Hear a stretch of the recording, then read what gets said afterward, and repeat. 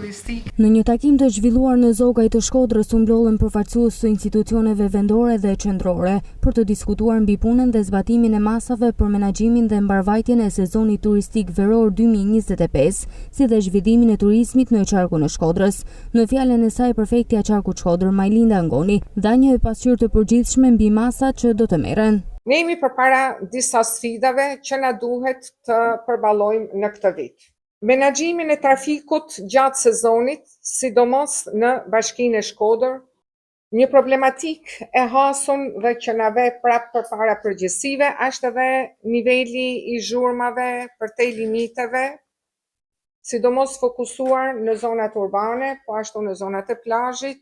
Një pikë e nxehtë është pastërtia, kusht i domosdoshëm, me pikat kufitare së bashku me bashkit, një pikë tjetër e ngrohtë është edhe menaxhimi i mirë i fëmijëve, i komunitetit rom.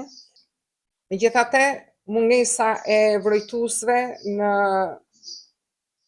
pikat e plazheve metet akoma një problematik. Një problematik tjetër është ushtrimi i aktivitetit të turizmit detar me mjete lundruse jashtë standardeve.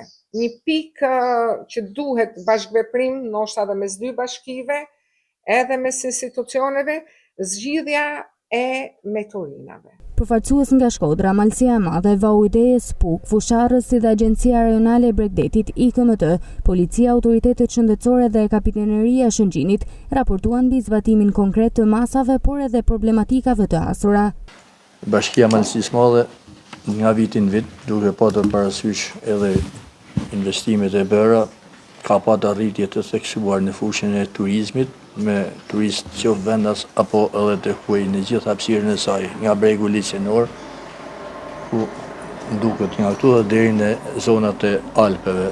Ne do lërëm pak të ato që ne na duhet që jemi lënë në klimazdore, se bashkitë parafojnë të folën për investimeve edhe projekte të ndryshme që realizohen në zonat e tyre, por që puka realisht ne jemi për nga pikpamja mbështetjes me financime nga qeveria, sa i përket projekte të ndryshme që janë lidhur ngushtësisht me infrastrukturën, thuajse janë zero. Po bën 2 vite që absolutisht nuk kemi as investim, as në akse rrugore, as në çështje tjera, as në infrastrukturë tjetër që i takon energjia, apo shërbime tjera të ujësjellë se të më radhë.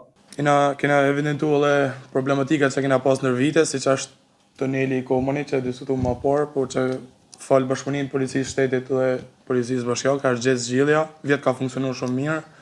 Shpresoj që edhe këtë vit të jetë ashtu. Plani i veprimit në kryeterës është nis me evidentimin, monitorimin e sinjalistikës rrugore. Pasi në Bashkinë Fusharës më shumë është i zhvilluar ky turizmi i lëviz atje, edhe që të favorizoj, të krijojë një mjedis sa më miqësor vizitorëve, turistave që lëvizin e vizitojnë Bashkinë Fusharës nëpërmjet mjeteve motorike, të evidentohet e të monitorohet sinjalistika.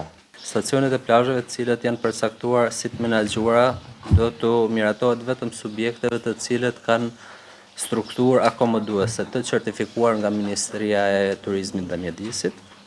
Miratimi nuk do të bëhet në bazë parcelash.